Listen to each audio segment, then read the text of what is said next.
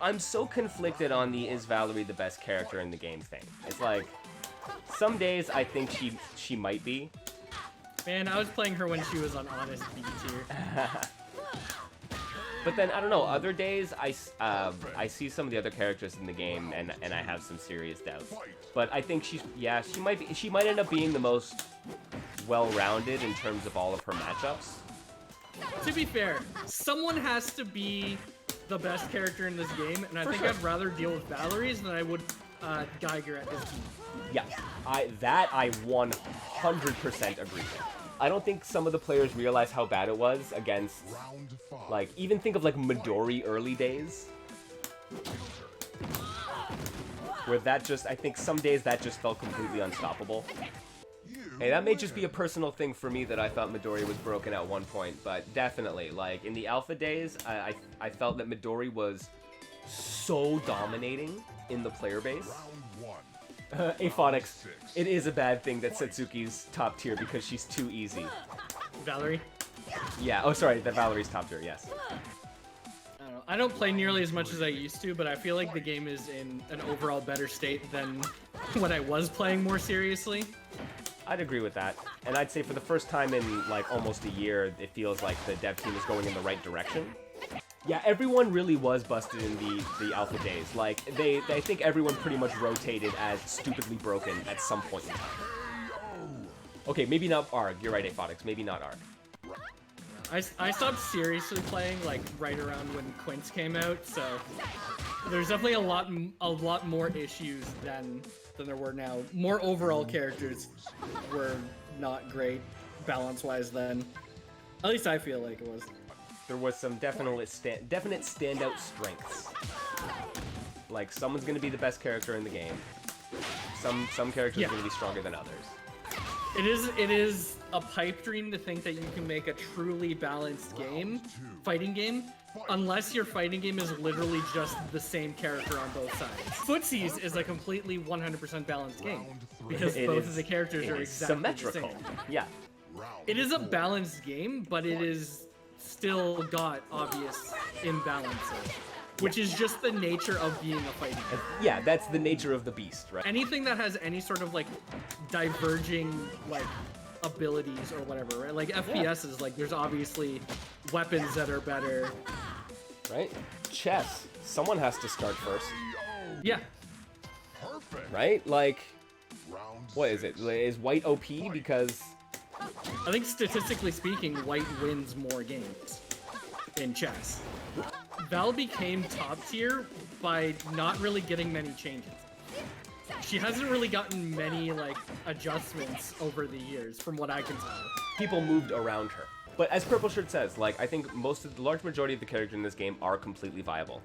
But there's a difference between viability and being balanced. Balance is it's an asymmetrical game. Like, you're not going to get perfect balance parity type stuff. Where is that balance going to lie? There's going to be differences throughout, considering the nature of the cast. So the tiers in Fantasy Strike, for all we talk about, oh, this character is too strong, this character is too weak, the tiers are very compressed. That's how I've always referred to it as, right?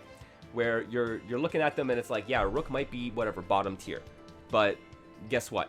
Rook can still win, right? It's not an impossible feat.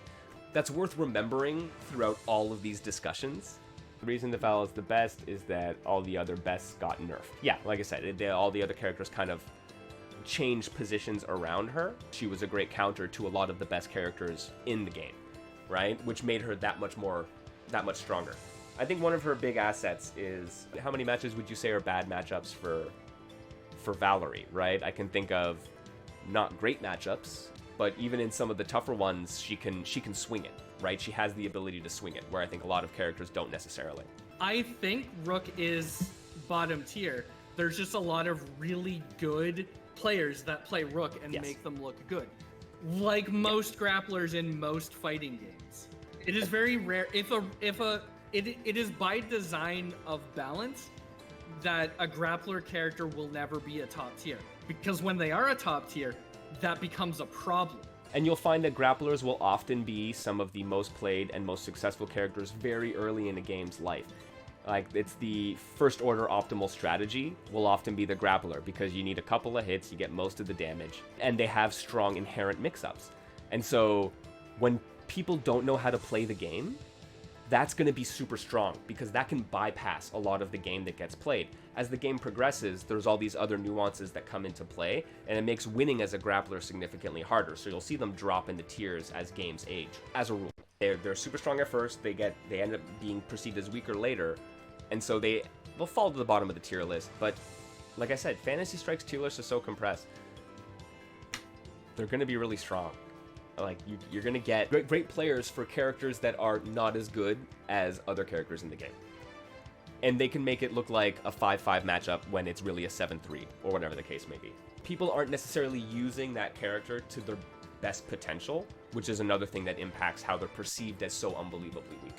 I think it's fair to say in the grand scheme of things that they probably are. They have a harder time dealing with most of the cast than some of the other characters, and so they're going to trend towards the bottom. Are they the worst in the game? Does it even really matter, like, who is mathematically the worst in the game? It's funny. I think that's one of the most, like, overhyped things that a lot of the FGC talks about. It's like, it doesn't matter. Like, tier lists talking about the best player in the world playing the game perfectly on the best day of their lives is never the situation that we're in.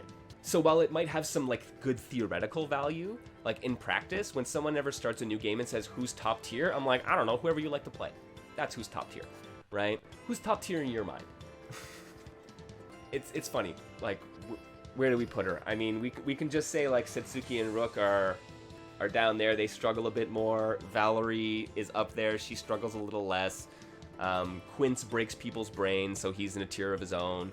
I think that's a pretty accurate tier list for Fantasy Strike. Division Ring. There's a reason why I think Oni is high tier, and it's because you have to do so little to have so much success. This is something I talked about last week, where it's true. You look at some of the characters in the game who can do 4 to 7 damage on you. They gotta work for that in a way that Oni does not. And even for Setsuki, who can get you a 7 damage combo, and I mean, that was a very extenuating circumstance. It was the error, but even still, she can get 5 damage combo consistently. She has to work a little bit harder, and she's paper thin, and she has all these other issues with her tool set. Looking at Oni, where he's a guy who can just get a single anti-air into a single button and melt away half the cast, I don't know about that, right? Like, the input required versus the output that you get is so disproportionate compared to most of the cast